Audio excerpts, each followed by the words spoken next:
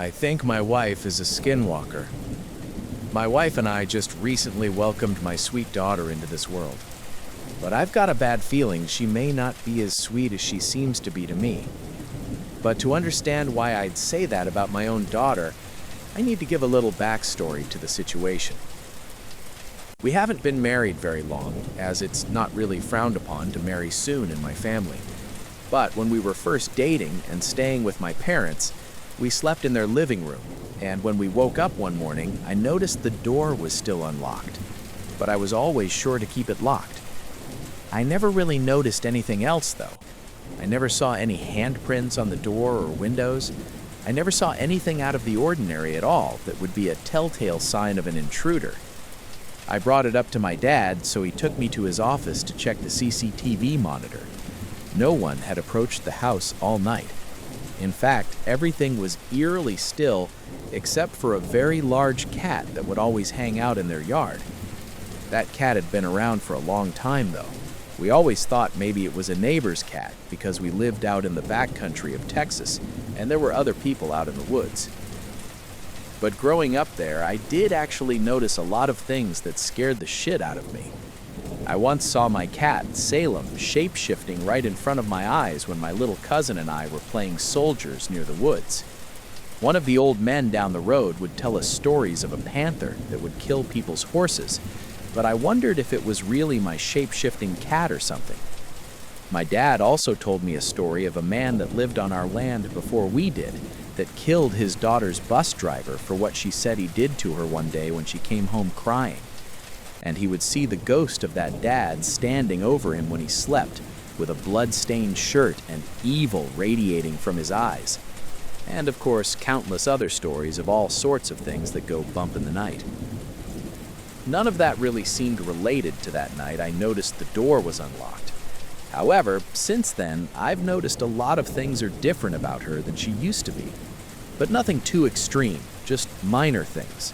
Things only people really close to her would know.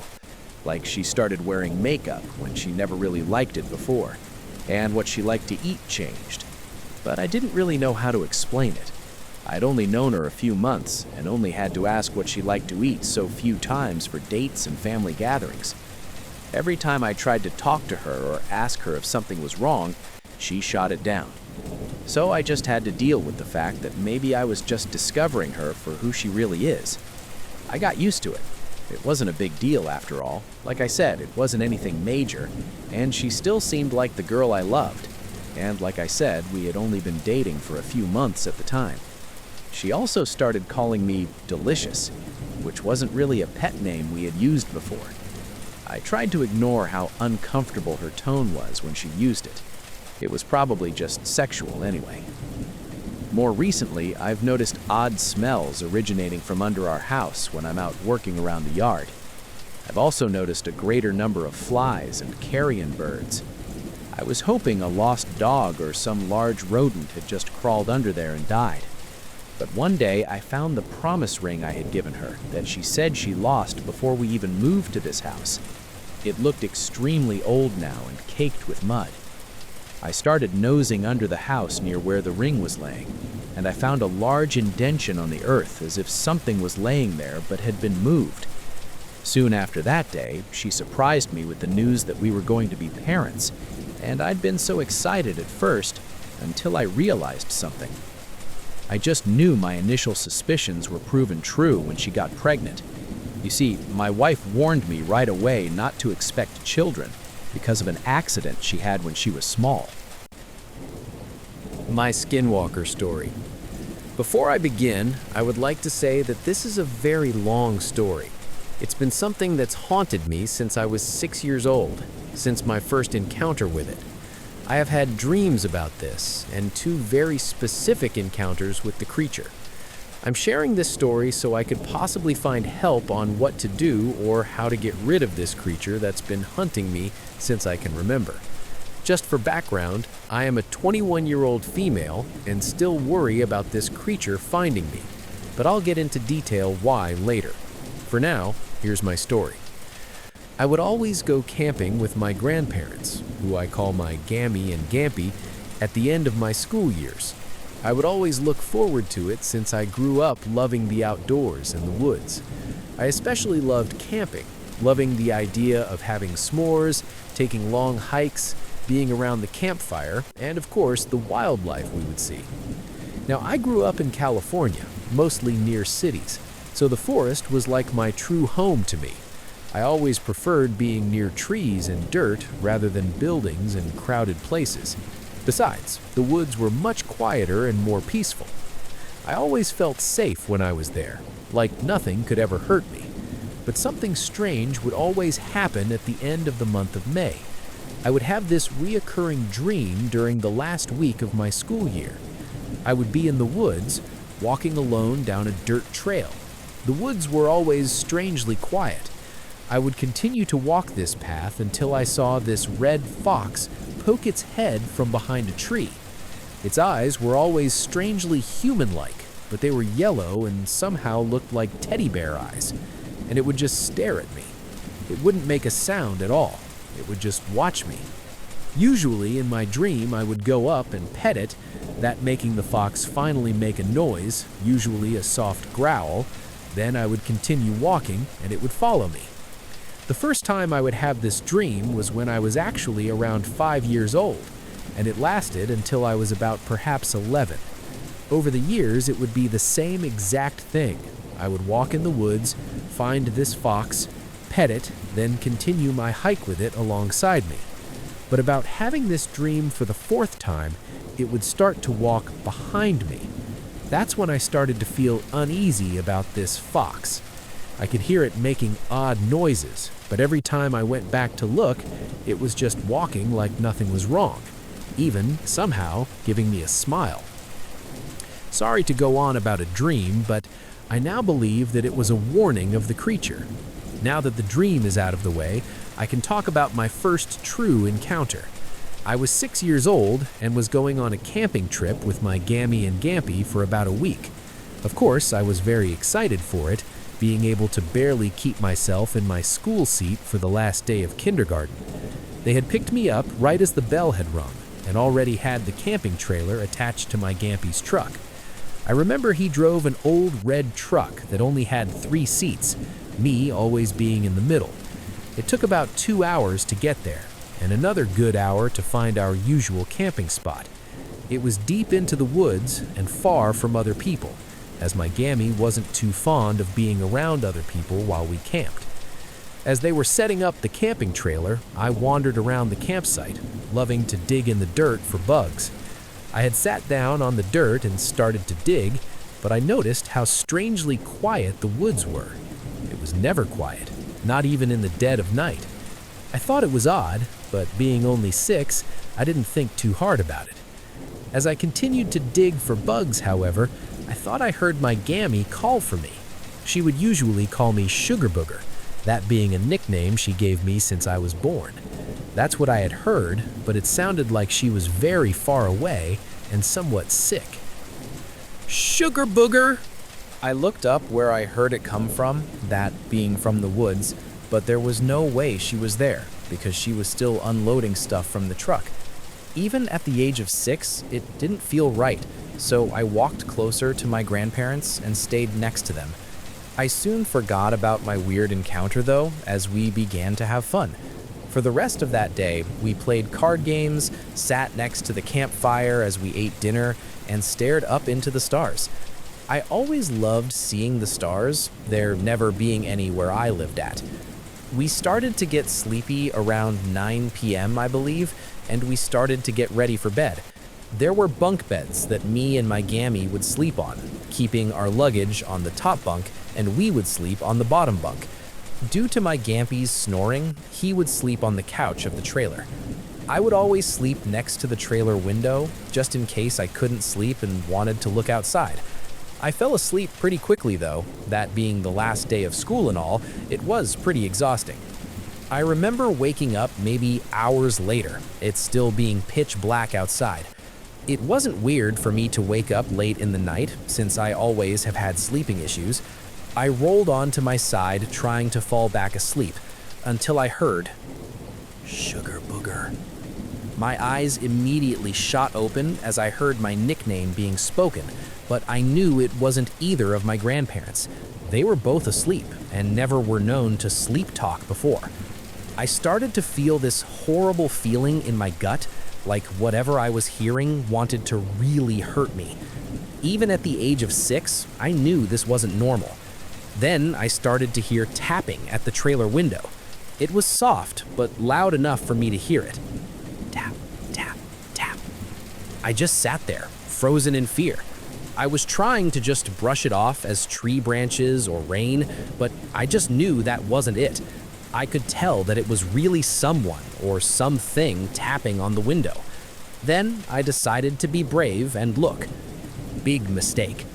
I pulled the curtain away to only peek, and all I saw were these large yellow eyes.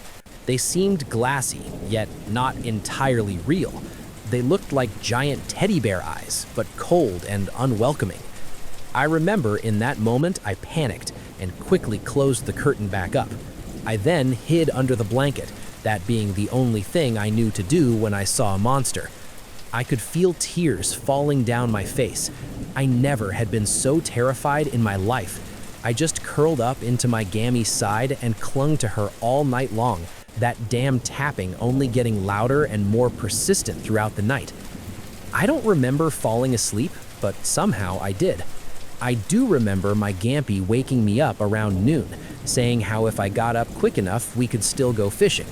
I honestly didn't want to leave the trailer at all, terrified that whatever I saw the night before would be out there. I did eventually go outside, but I was constantly looking around, horrified that whatever saw me last night would get me. My Gammy immediately knew I was scared and pulled me into a hug when she saw me, asking what was wrong. I did tell her what I saw and heard, and surprisingly, she believed me. The next thing I knew, she was telling my Gampy that we were moving campsites. It took a bit to convince him, but he did eventually start to pack up and hook the trailer onto his truck. I was put into the truck so I could properly sleep, but I just couldn't.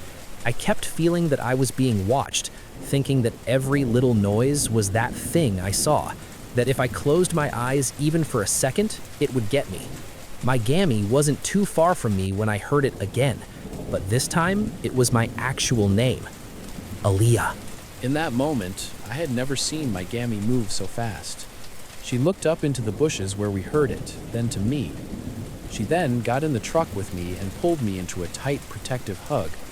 I began to cry all over again, telling her how I wanted to just go back home. That's when my Gampy got into the truck as well, and since I was sobbing so hard to the point I was coughing, he agreed we could go home.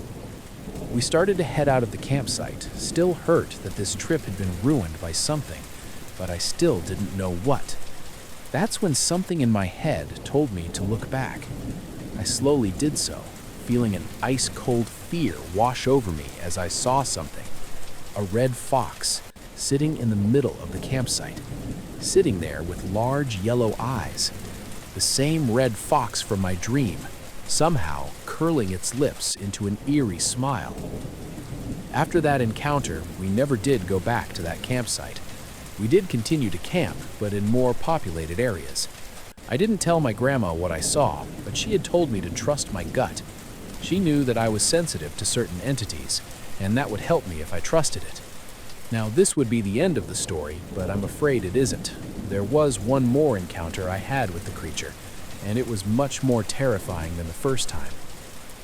The second encounter I had was when I was 17, many years later.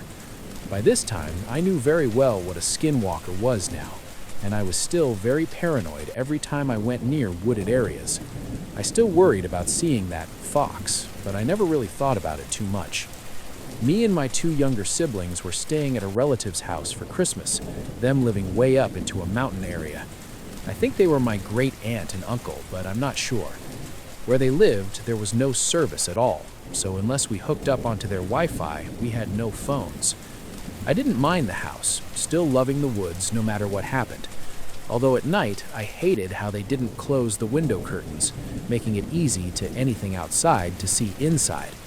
But I did feel safe while inside the house, knowing that they wouldn't let anything hurt us kids. Luckily, it didn't snow where they lived, so we could go outside and run around. They also had this beautiful black lab, being about a year old, named Pam. She was very playful and normally wouldn't listen to anyone but my uncle. Although she was easily excitable, she was a good puppy. One of the days we were there, my little sister and our aunt went out to the store for a nice girls' day.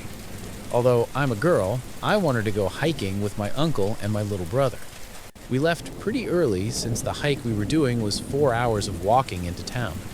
It was a really chilly morning, but since we were doing so much walking, it felt great. We also decided to take Pam, it being a good way for her to get exercise and have fun. About maybe an hour into our walk, I started to slow down a bit, wanting to enjoy the beautiful forest. It was so peaceful. I could have honestly stayed there. But as we continued to walk, I started to feel something odd. I noticed how quiet the forest had suddenly become, hearing only our footsteps and my brother talking to our uncle. Pam noticed it too, her ears going straight up and growling softly. I started to pick up my pace to get next to my brother, worried that possibly a coyote or mountain lion was nearby. I knew, though, that they wouldn't be out at this time, though. Even if they were, they didn't walk near the roads. My little brother was only 9 at that time, and being the oldest sibling, my natural instincts to protect him kicked in. My uncle noticed the silence as well, telling us to stay close to him and Pam, who was now next to me and still growling. I began to feel that horrible feeling again, that ice-cold fear I once felt when I was 6. I tried so hard to not think of the creature, but it was all I could worry about. I was scared. I felt like I was back to being that scared little 6-year-old girl again. I had to stop for a moment, though, seeing my shoelace came undone. I quickly kneeled down to tie it back up, trying to hurry and just get out of there. That's when I heard it. Aleeya. In that moment, my heart dropped into my stomach. My eyes were widened, and I could just feel myself start to shake from fear. It was right next to me. I heard it clear as day. I slowly turned my head, and there it was. That same red fox, still having those horrid yellow eyes, and that same demented smile. Only this time, I saw it much more clearly. Its fur looked so matted and disgusting. The smell it had was like rotten, decaying flesh mixed with garbage. Its limbs were much too long for a normal fox, the back legs bending completely the wrong way. Those eyes were still the worst thing about it, but now they looked emptier than I had remembered. I wanted to scream, to run, to cry, but I just couldn't. I was frozen as I was, too scared to even blink. Then I heard it speak again. This time, however, it had mimicked my little brother's voice. Found you. Before anything else could happen, Pam suddenly jumped in front of me and started to bark like mad, snapping and growling so aggressively that it scared me out of my frozen trance. When I looked back, it was gone. I used that moment to run over to my brother and uncle, who didn't see what I saw as they were too far ahead now. But I heard my uncle start to pray and sing a song under his breath, keeping my brother and myself close to him. I was just too scared to even look back, so I just kept my eyes on the ground and refused to stop walking. Pam had stopped barking, but she was still loudly growling and never left my side as we continued our hike. My little brother was a bit worried, but he just thought it was a coyote.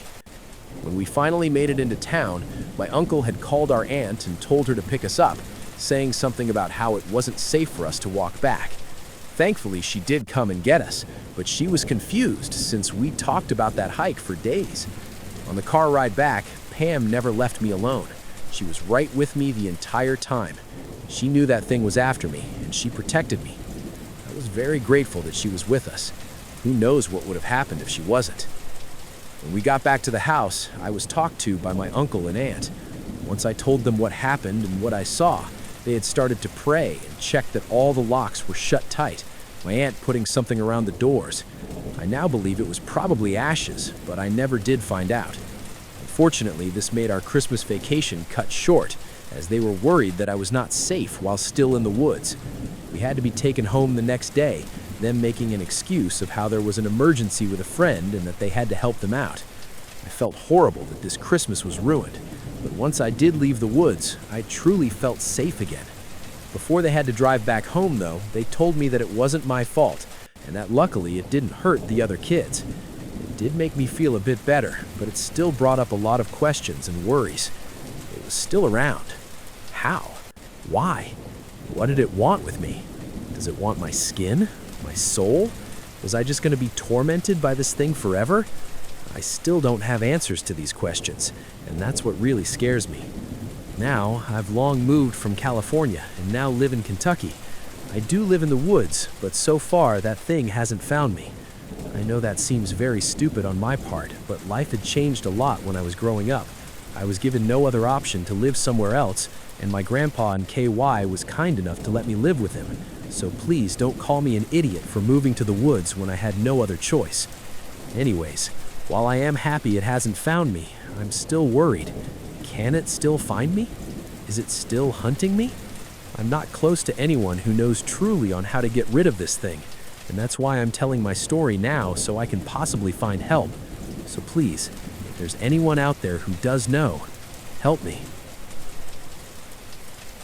I was in prison for 15 years. There was a skinwalker in there with us. A little background first. I was serving a 15-year sentence in a penitentiary in southern Arizona. What I was in there for isn't important. During my stay there were countless things that happened that no one could explain, and even more that no one wanted to know more about. It all started with a prison legend. Supposedly, years ago, something awful and unexplainable happened in the prison. Every morning we'd be woken up and expected to stand near the front of our cells while guards visually confirmed we were present and accounted for.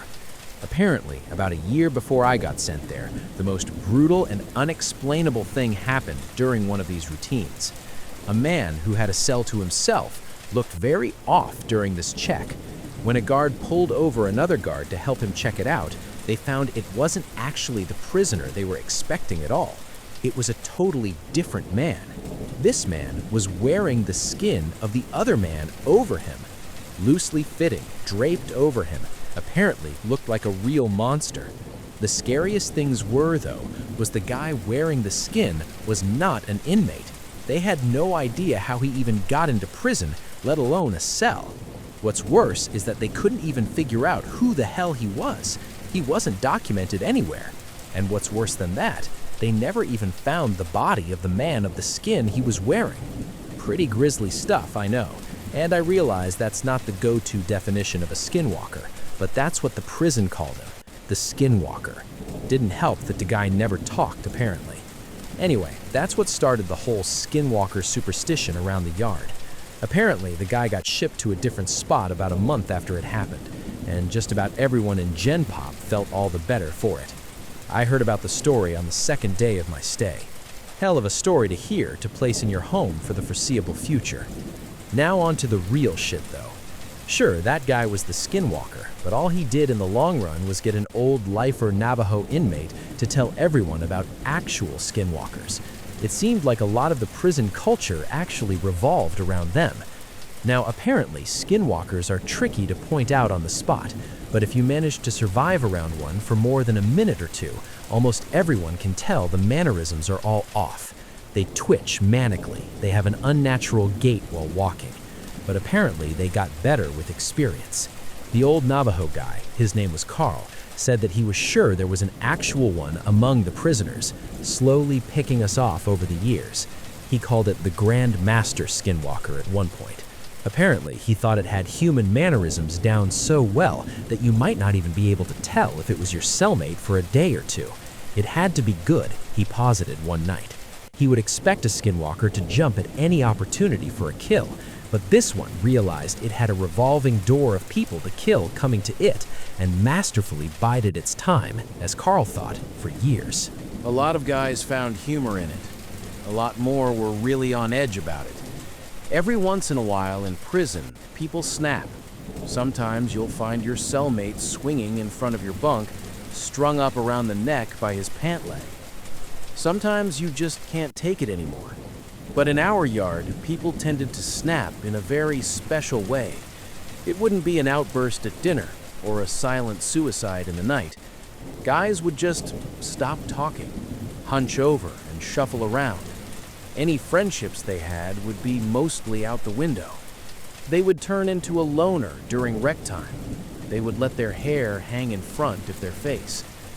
No one liked to talk about it. Like if they did, it would happen to them next. I felt the same way. I didn't know if it was a skinwalker or just people going crazy, but I didn't want to find out. It wasn't clockwork or anything, but every time someone snapped in this way, it wasn't more than a couple weeks before they were shipped off or transferred to God knows where without anyone else knowing beforehand. Then there were the nighttime occurrences. Short, loud bursts of sound echoed through my cell block during all hours of the night on a regular basis. It sounded like a mix between a pig's dying squeals and nails on a chalkboard. Just another thing no one liked to talk about. Even scarier were the shadows and footsteps. The block was dimly illuminated in the night by a few lights hanging from the ceiling outside the cells. I myself saw shadows flit across my walls on a regular occasion, when there were definitely no guards near my cell. One time, near the end of my sentence, I woke up, looked at my back wall, and found a perfect silhouette of a person standing there. But when I looked, my bunkmate was asleep, and no one was outside my cell. And the footsteps. Everyone hated the fucking footsteps. They were the scariest part. In the night, sometimes, more rarely than the shadows, you would hear ungodly fast footsteps. They sounded like wet feet slapping on tile floor. Whatever caused them would fly from one end of the block to the other in a dead sprint. Whatever it was inhumanely fast. If you happened to be awake before it started, by the time you heard the footsteps on one side of your cell and whipped your head around to see the thing run by, it sounded like it was 3 cells past you. Everyone hated the footsteps. I agreed. I thought they were the worst. I was released from that place about a month ago, and I have more stories than I can count. I swear it was nearly my turn. About a week before I was discharged, my cellmate and a good friend of mine snapped, in the same kind of way. I didn't sleep for an entire week. Well, I did sleep, of course, but never for more than a few minutes at a time. Never turned my back on the guy. The scariest thing? I woke up one night to him somehow snaping his body through the bars of our cell. For reference, I couldn't get anything past my shoulder through them. The worst part, though? He was coming back into our cell. On the day of my release, I didn't say a word to him, just left. He seemed fine with it, so was I. I had made it through 15 years of prison fights, gang disputes, and for all I know, skinwalker abductions. I left through the front gates, a free man. As I walked along the fence for the rec yard, I spotted my cellmate, standing off on his own, like he had for the last week or so. I shook my head, not even really sure if it was him anymore. I took one last look over the yard, this time from the other side of the fence. I wish I hadn't. There, standing off on his own on the other side of the yard, was Carl, slouched over, eyeing the other inmates, and twitching manically. My grandfather saw a skinwalker. My grandfather told me a story once as we sat around a campfire in his backyard in the cool night of the Arizona desert. The horizon was clear, and each star twinkled in a purple sky with a full fat moon hanging low over the mountains. His voice was raspy and gravelly, the result of a lifetime of smoking cigars and drinking whiskey. The fire danced and shined across his wide, dark eyes as he settled into his seat, ready to tell his story. "Way back when I was a boy, about your age," he began, "I lived outside an Apache reservation with your great-grandfather.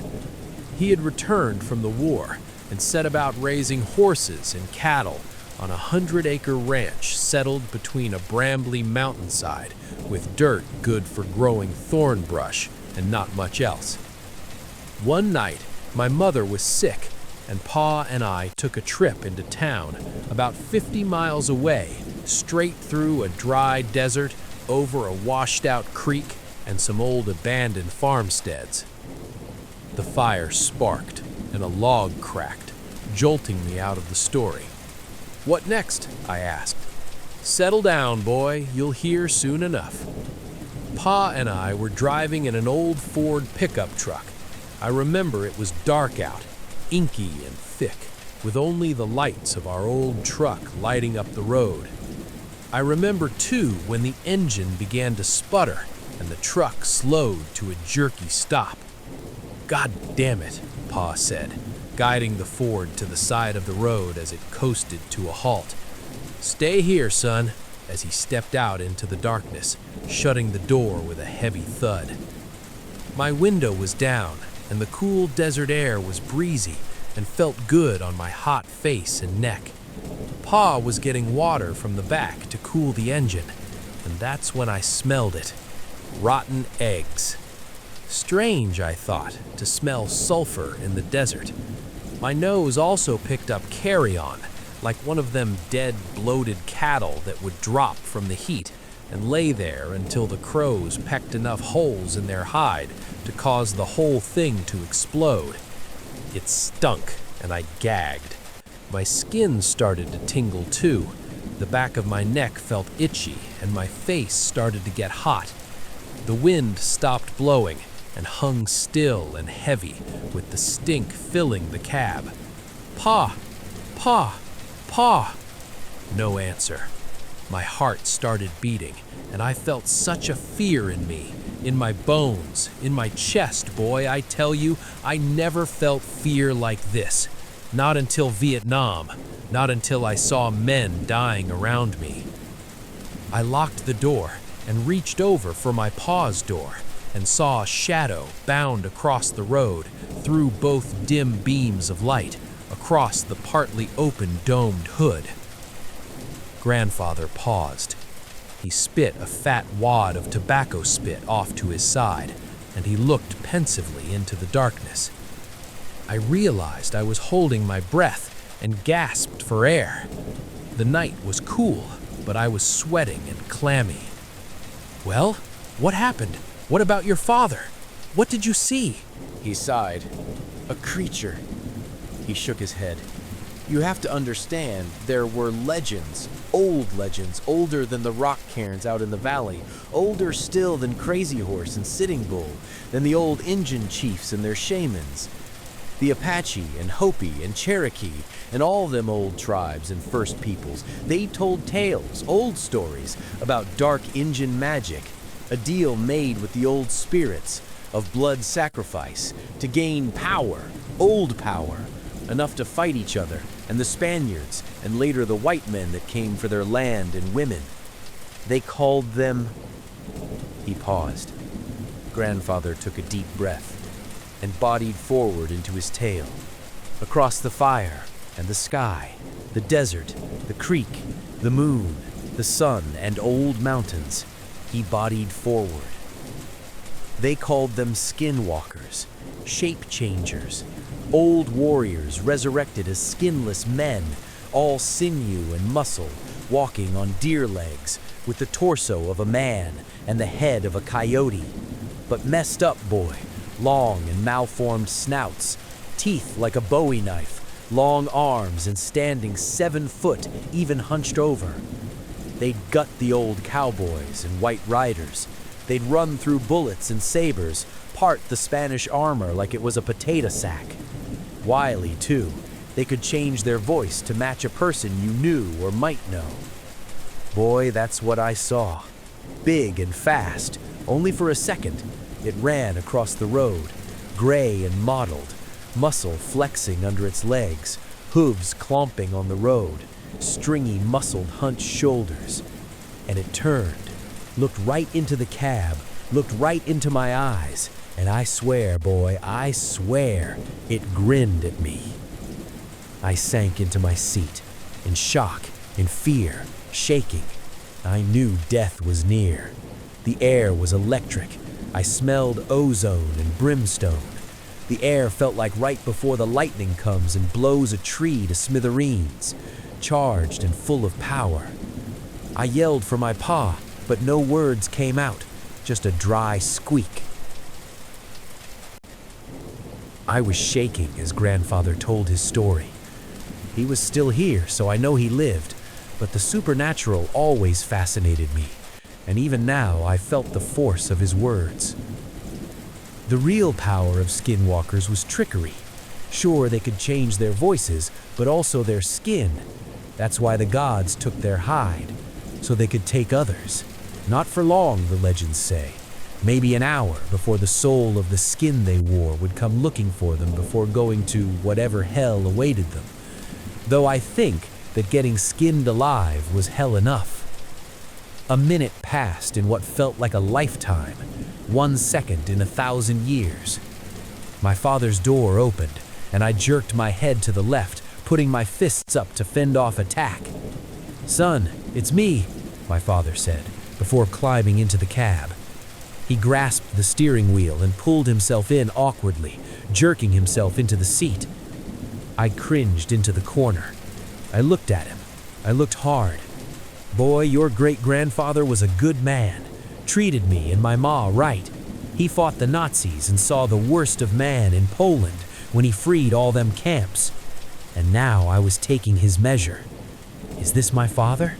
Do I make a run or do I die? Is it him or not? Let's go get that medicine for your ma," as he pulled the truck into gear and pulled it out onto the road, and our trip resumed. I guess it was him after all. But how did you know? Was it because he said something about your mom? No, boy, I knew, because out the window, out the corner of my eye, I seen that beast running 50 miles an hour right next to the car, looking at me with them yellow eyes and grinning mouth. I looked and saw it, hunched and angry, running next us, boy. My pa kept his eyes on the road, locked straight ahead.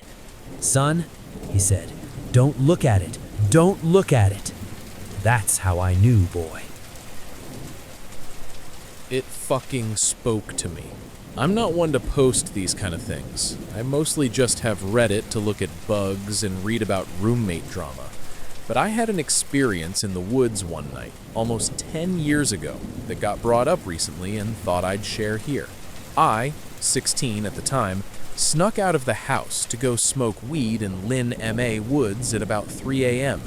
It's not a huge sector of woods, just a wee reservation smack dab in the middle of the Boston suburbs surrounding the local reservoir. I got to the entrance of the trail, parked my car, and made my way to the campsites, about a 5-minute walk, where there were fire pits available.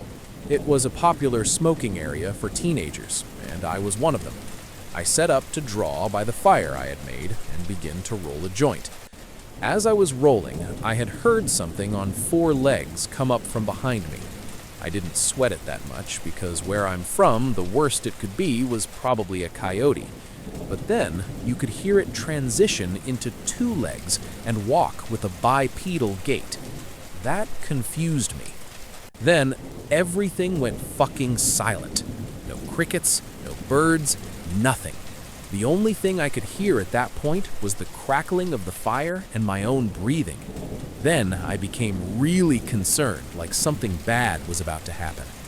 I call out, thinking maybe it was just a homeless dude working up the courage to ask me for some food or some money, since it was the city after all. I say hello and ask if anyone's there. Silence, still, for about a minute. Everything's telling me to run, but I stay because I thought if it was an animal trying to hunt me, I should stand my ground and make myself appear I'm not worth the risk.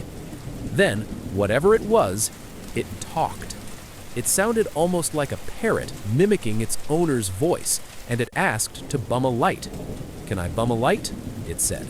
At first, I'm relieved, because at least I know it's not an animal, but the way it spoke was truly uncanny. I said, "Sure, but you have to come out where I can see you. You're giving me the creeps, dude." And then it asked again, and again, 3 times. Then I was really freaked, and knew something was really wrong. I then told it to fuck off and find someone else to ask if he was going to be creepy about it. Then it ran off on all fours. You could hear all 4 feet hitting the ground as it ran away. The crickets came back, the night birds started to chirp again, and the air even felt warmer. That feeling of dread washed over me, and I knew I had to fucking book it. I calmly pack all my stuff back up, put out the fire, and make my way back down the trail to my car. I wanted to run, but part of me still believed it was just a dude trying to get creepy with a 16-year-old girl in the woods by herself, and if I played it cool and acted like I wasn't scared, maybe he'd back off. My mother always taught me to make a scene in that scenario, and I was prepared to knife whatever came at me. I also thought maybe if it was an animal, I wouldn't trigger its hunting instincts if I just walked instead of ran. But man, every hair on the back of my neck was standing up. That feeling of being watched is definitely real. I finally see my car about 200 feet ahead of me. I feel safe again, but I'm still on alert. I feel secure enough to look behind me, and sure enough, maybe 40 feet behind me, is a male deer on its hind legs in the middle of the trail. I fucking freak. I've never heard of a skinwalker, never believed in anything like them at the time, never even knew what they were. But I knew something about that image was seriously wrong, and I lost my composure and booked it to my car. I made it back no problem and drove off before I could even turn my headlights on. To this day, I'm 24, about to turn 25. I have never been back to those woods, or really any woods for that matter. I'm deathly afraid of nature now, which sucks. The very idea of spending a night in them makes me so anxious I feel nauseous.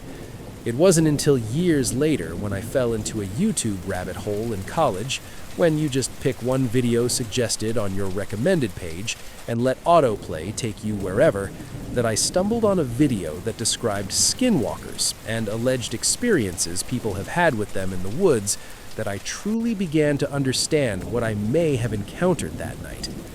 This shit is real. I don't care if they're as aggressive or dangerous as people make them out to be in the stories I've seen online, because in my experience, it seemed pretty curious and backed off when I confronted it, still thinking it was just a creepy dude looking to score.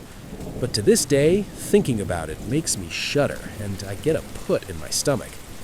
I'd love to hear y'all's thoughts on this. I'd love to have this debunked even.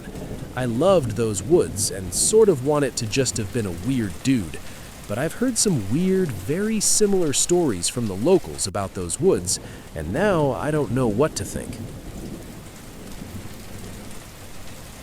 Skinwalker sighting, the haunting of the Navajo Reservation. I've always been a skeptic. Ghosts, aliens, monsters, they were all just stories to me. But after what I experienced in the Southwest, my perspective on the unknown has been forever altered.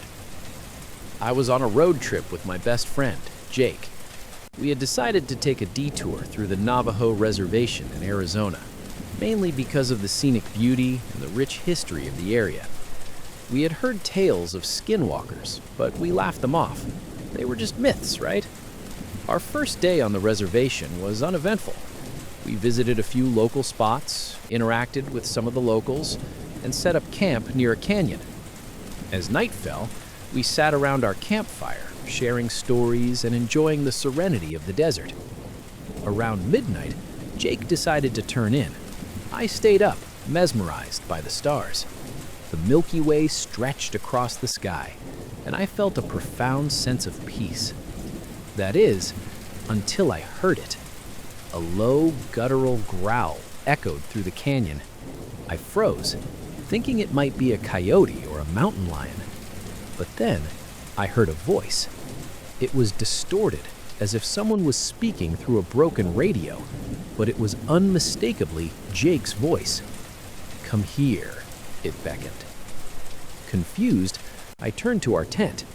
Jake was sound asleep. The voice called out again, this time from the opposite direction. I grabbed a flashlight and shone it towards the source. What I saw will haunt me forever. Standing on a ridge was a figure. It looked like a man, but its limbs were elongated and its eyes glowed a sickly yellow. It wore tattered clothing and its skin was a mottled gray. But the most disturbing part was its face. It was Jake's face. I stumbled back, my heart racing. The creature mimicked Jake's voice again. "Come here." It took a step towards me, its movements jerky and unnatural. Suddenly, I felt a sharp pain on my arm.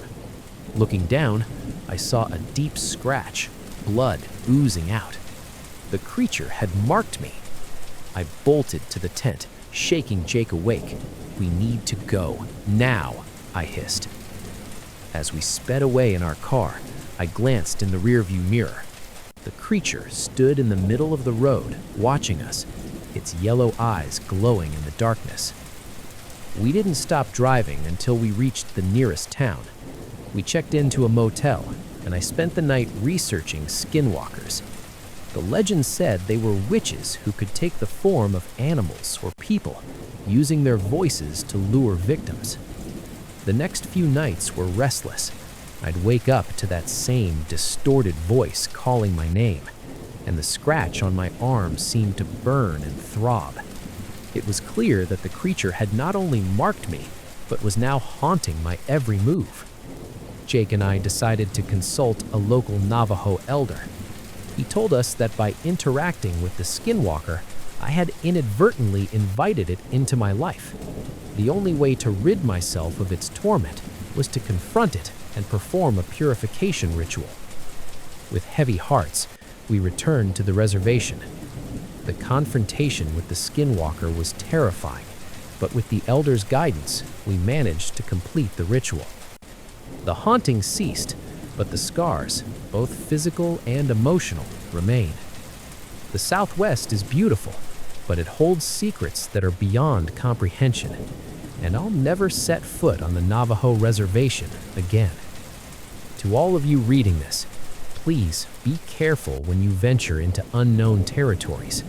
Some legends are rooted in truth, and some nightmares are very, very real. Skinwalker Stories from the Past, Part 2. My cousin lived in the eastern agency of the Navajo Nation in a community known as Crown Point.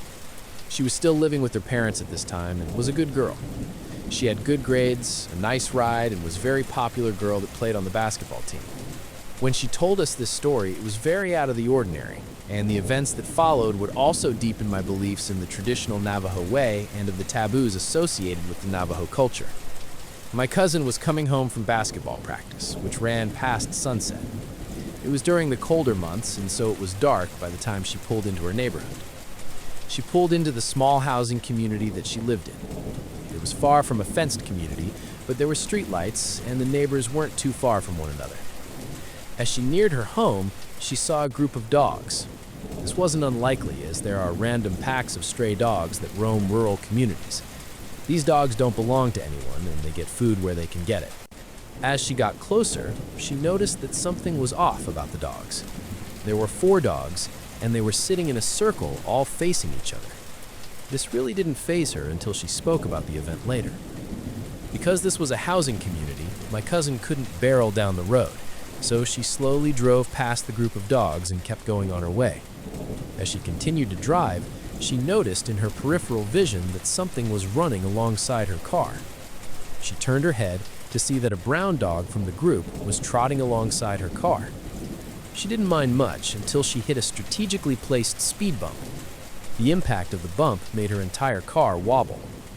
She looked over at the dog again, still casually keeping pace with the car. She tried to ignore the dog and tried speeding up, keeping in mind where the speed bumps were placed. The dog continued to keep pace.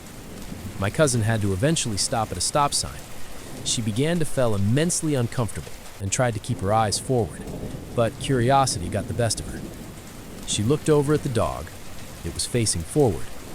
She continued to stare, and that is when the dog turned its head. Instead of the face of a dog, there was the flat face of a man covered in hair and smiling from ear to ear. fear shot through her body, and my cousin pushed the pedal to the floor, not daring to look back in her rearview mirror. She reached her house and barely pulled herself in the door, weak from fear.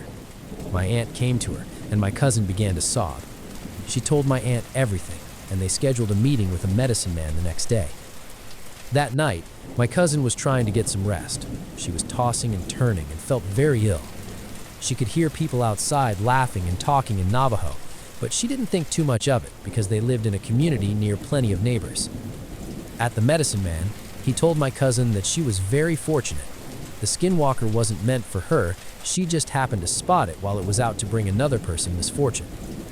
He also told her that the laughing and talking that she had heard in the night was the Skinwalker talking to his friends, letting them know that someone had saw him and that he had scared her.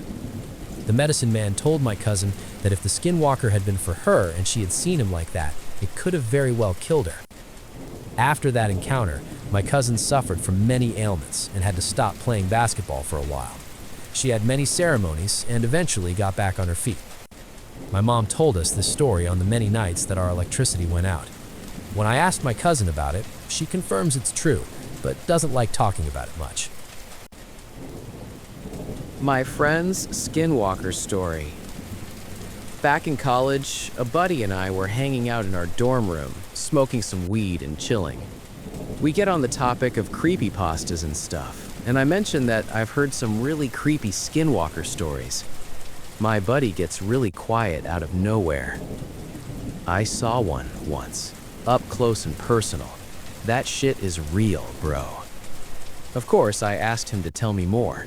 He said he didn't like talking about it, but eventually opened up. So his story took place back in the summer before he left for college.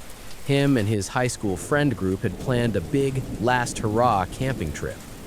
He was from Scottsdale, AZ, and I think he said they only drove a good hour and a half outside the city to one of their friends' parents' ranching properties. There is about 8 people in their group, and everyone shows up around the same time in 3 separate cars. Around when they show up, it's already starting to get dark, so they set up their tents and a campfire and start drinking and smoking. This one dude in their group, let's call him Tim, is being a little more quiet than usual. My buddy asks him what's wrong, and he says something like, "I don't feel good, just a little under the weather today." Regardless, they start making brats and are all having a good time. Then out of nowhere, everyone notices Tim is gone, just totally vanished. Nobody even saw him leave, even though everyone was relatively close to the fire. The group starts calling his name, thinking he's pranking everyone. Then they start to get worried once Tim has been gone for over an hour. So my friend and a couple others go out into the hills to search for him. They walk around for a good 15 minutes calling his name before they finally get a response. It's not Tim. Instead, they hear the familiar howl of a coyote, and it's answered by a couple other coyotes. My friend says he was a little worried at this point that Tim might have gotten dragged off by the wild animals. Everyone in their group was paranoid because there's no way Tim could have gone missing without anyone noticing. Just no way. They hear another howl suddenly. It's longer than the others, and different in that it sounds off, like if someone had a recording of a coyote howling and decided to play it. My friend's blood ran cold when the howl ended in a sort of hacking laughter. And unlike the howl, the laughter sounded close, like 20 feet away close. The group starts frantically looking around, convinced Tim is out there fucking with them. He isn't. They don't see anyone. They return to the fire a little shaken up. Everyone is really starting to get worried at this point. The group starts considering calling the police when suddenly a truck pulls up to the campsite. It's Tim's truck. Tim steps out of it and is wondering why everyone has been freaking out. Tim says he's sorry, he got off work 2 hours late and hurried out to the ranch as fast as he could. This is when the group realizes that Tim didn't carpool there with anyone. As if on cue, they hear another long, drawn-out howl, just like the other one. At that point, the group noped the fuck out of there. They ended up paying to camp in a designated campground, and the night went on as normal. But my friend still says he thinks about when he asked Tim if he was all right. He claims that at the time he could definitely tell something was off about Tim, but didn't think anything of it. But now he's 100% convinced that Tim was some sort of skinwalker entity impersonating his friend for shits and giggles. How the creature knew what Tim looked and sounded like? Well, he has no explanation for that. Maybe it just got inside their heads. This is a real story that just happened to my best friend and I, literally losing sleep over it. My friend and I are still trying to process exactly what we saw the other day. We've talked it through countless times, trying to logically figure out how this was possible.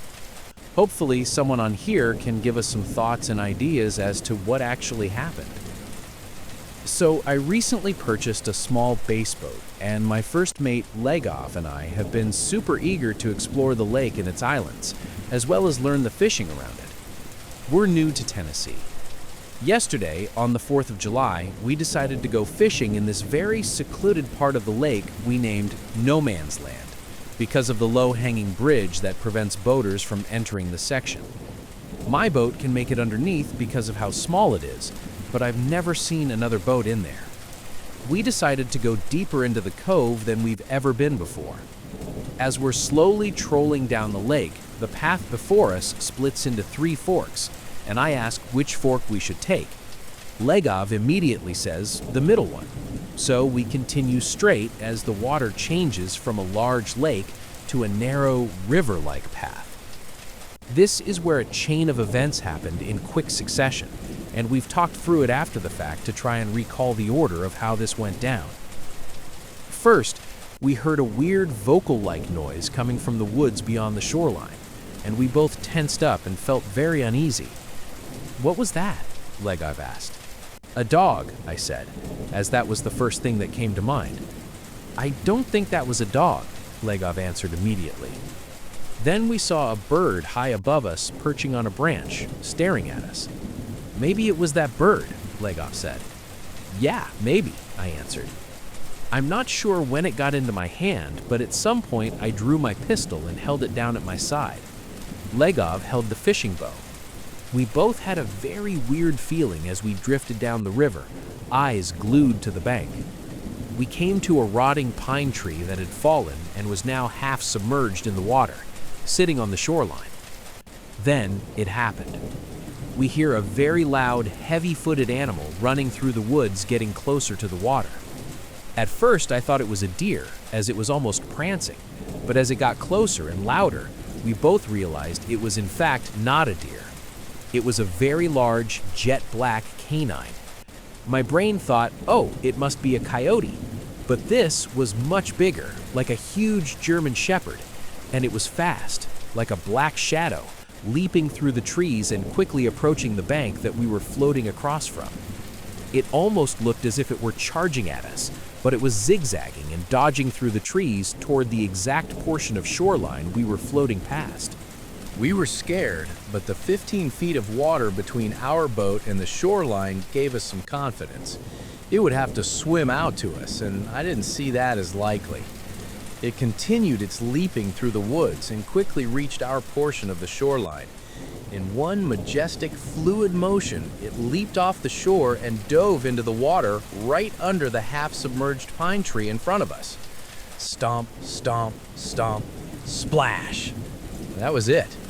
We held our breath as we waited to hear it swim or move toward us. Small ripples reached our boat from the splash. After the fact, Legov swears the splash should have been much bigger for a creature that size. "Watch for it to come back up," I whispered. I had never heard of canines being able to submerge themselves underwater, but here it was, happening right in front of our eyes. We waited. Nothing. Silence. Just the subtle sound of the ripples it made slowly dissipating. We waited about 20 more seconds, and still nothing. It was almost as if the entire forest had shut off. Silence. Our eyes were glued to the fallen pine tree it dove under. "Maybe it's just standing in the water under the tree," Legov says. We get the courage to troll the boat a little closer to inspect the tree, but there's nothing. No sign of anything. At this point, we're in complete shock, stunned. It's gone. How could it be gone? How does something that big just vanish, especially a huge creature like that? After 30 more seconds of silence, Lagav breaks it with, "You saw what I saw, right?" A shiver flashes down my spine. "All of it," I replied. "Really though? What the fuck was that?" Lagav said. I replied, "I think we saw a demon," and we both nervously laughed. We stay floating near the shoreline in shock for at least another 10 minutes, hoping for a sign that we weren't crazy. Lagav scoured the waters looking to see if it would come up for air. It never did. How the hell could a big black wolf-like creature disappear into thin air, or water for that matter? Being skeptics, there has to be a logical explanation to what we saw, but we can't find one. If it had just splashed the water and gotten out again, 1, we would have seen it walk away in whatever direction, and 2, we would have heard it, as anything putting weight on the leaves makes a loud noise. But it was just silence, the loudest of silences. We live in Middle Tennessee, if that helps at all. We're still a little shaken up by this. This 100% true. We are not bullshitting you. Any insight would be much appreciated. Skinwalker Stories from the Past. This is a story my family told me when I was growing up. We live in a rural community on the Navajo Reservation. My aunt and her 2 brothers were home alone while my grandparents had left for the evening to attend a chapter house meeting. They were in the house, and like many people from the reservation, they didn't have electricity. It had been dark outside for about an hour, and my aunt and my uncles were getting ready for bed. Outside, they heard noises, as if someone moving things around outside. My oldest uncle went to look out the front window and saw a figure out by the truck. This was immensely out of the ordinary because the closest neighbor was miles away. Whatever it was, opened the truck door and began to dig through the personal items that my family had left in the vehicle. My aunt and uncles were frightened by the sight and knew that they should take action. They took out the rifle and all steadied themselves to hold it up. They flung open the door and aimed the gun at the dark figure. The figure turned and started to walk towards them, totally unfazed by the weapon. My uncle pulled the trigger, but nothing happened. The figure drew closer, and my aunt began to smell something like a rotting corpse. It was so strong it made her gag. My uncle continued to pull the trigger with no luck, and the figure came closer and closer. Off to the distance, headlights were coming up the road. My grandparents were returning. The figure looked toward the lights and started to move away and tucked itself behind a tree near the house. My oldest uncle ran toward the truck with the gun. My grandfather got out of the car and my uncle pointed to the tree. The thing was poking out its head to observe what they were doing. My grandfather ran into the house and over to the stove and grabbed a handful of ashes and rubbed over the gun and placed an ash-covered bullet into the chamber. He walked out onto the porch and fired toward the tree. Whatever that thing was didn't expect the gun to go off. The gunshot echoed and the dark figure began running. My grandma chased my aunt inside, and my uncles and my grandfather went after it. There weren't many roads or paths, so as my grandfather and uncles chased after the figure, the truck was bouncing and the headlights were not fixed on one particular spot. My uncle swears that whenever the headlights would hit the figure, he saw a woman. Not only that, whoever it was running on all fours like a bear. My grandfather eventually stopped the truck, and as they neared the ditch that drops about 20 feet, he got out and began to yell in Navajo. My uncle says that he was yelling about a local woman. He yelled that he wasn't scared and that he knew it was her and to leave his family alone. A few days passed, and there was news that the woman that my grandfather was yelling about had passed.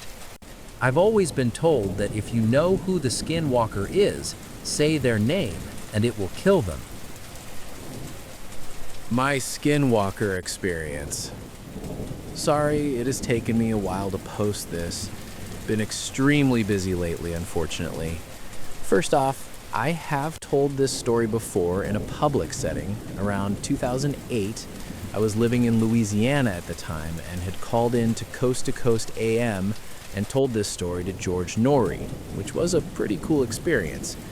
I didn't have a whole lot of time to tell some of the details, so you'll be getting the unedited version, so to speak.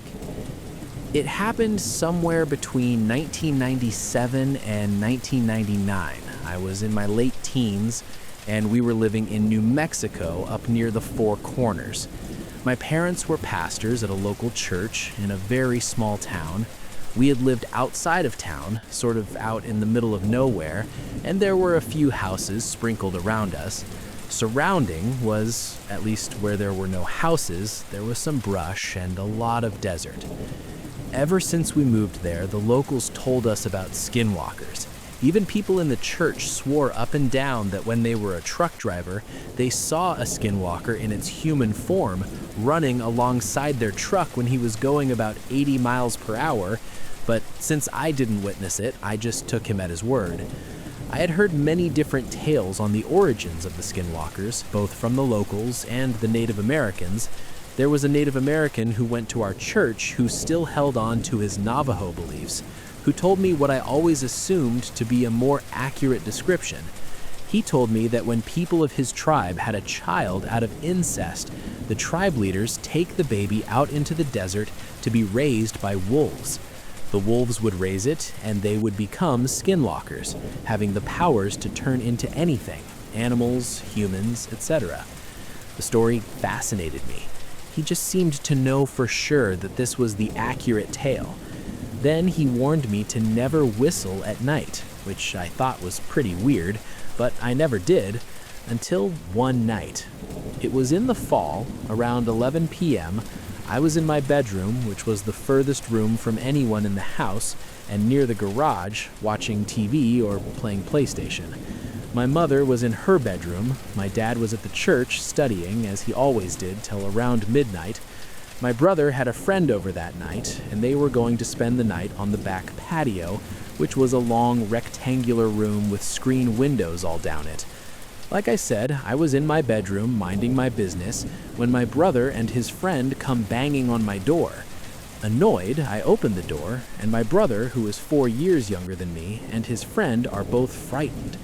My brother said as they were in the patio goofing off, they heard someone walking around the backyard and saw what looked to be the top of a white, bald head walk by the screen windows. Now, normally I would believe my brother, since he would never make this kind of stuff up, but his friend was a huge liar and had told tall tales about having been to Mars, even showing us the red dirt, which looked an awful lot like the red dirt you could find throughout the area, I might add. Of course, by this time, I had experienced a lot of paranormal stuff, but I was still skeptical. Bravely and annoyed, I grabbed my jacket and a flashlight, and the three of us went out to the patio. It was always creepy at night because it was always so dark, and the only light came from a nearby lamppost a few yards down the street. Our backyard was insanely small, except for the right-hand side of it, which was a bit bigger but held a trampoline, which took up the better part of it. We stepped out of the patio, my flashlight shining around the yard, but saw nothing.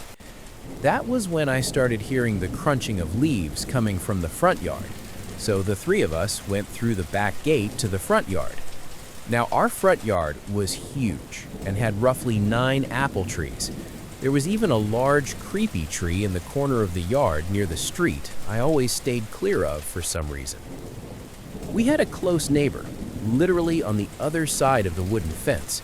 It was a nice family that had a daughter about my brother's age, and they also had a bunch of chickens, and sometimes they would wander into our yard, so that is what I thought was walking around our front yard. Shining the flashlight around, of course, I couldn't see any chickens, but I did see something white walk behind a tree near the wooden fence. That was when I got very curious. The three of us walked slowly to the tree. I was being the protective big brother and kept the other two behind me. Before I knew it, I heard a loud whoosh and felt a gust of wind like something flew by us. my brother screamed out in pain. My brother always had his shirt off, which annoyed me because back then I was overweight and very self-conscious, but I noticed on his chest he had 3 long scratches across him. Scared and shocked, my brother ran back inside the house, leaving me and his friend. It all happened so quickly, but I ran toward the street where I was sure whatever it was had gone, his friend close behind me. Once we reached the end of our property, I could hear the sound of bare feet running down the paved road. I shined my light towards the sound, but never saw anything. So I whistled some tune, and from down the road, I heard the same tune whistled back to me. Intrigued, I whistled again, this time a different tune. And again, the same tune was whistled back. My brother's friend started getting scared and kept trying to get me to go back inside, but I was very intrigued. I whistled for the 3rd time, and that was when, very close by, we both heard a male voice say, "Hey kid, come here." There was no hesitation. The 2 of us bolted back inside.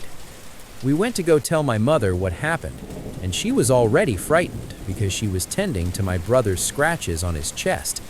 We told her what happened, and my mother told us to stay inside.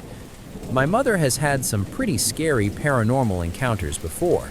I need to tell those stories soon as well, so she believed us. I have never forgotten that encounter. My brother brushes it off these days, making out to be not a big deal, but I know differently, as does my mother. It's one of the May incidents in my life that literally bothers me to this day.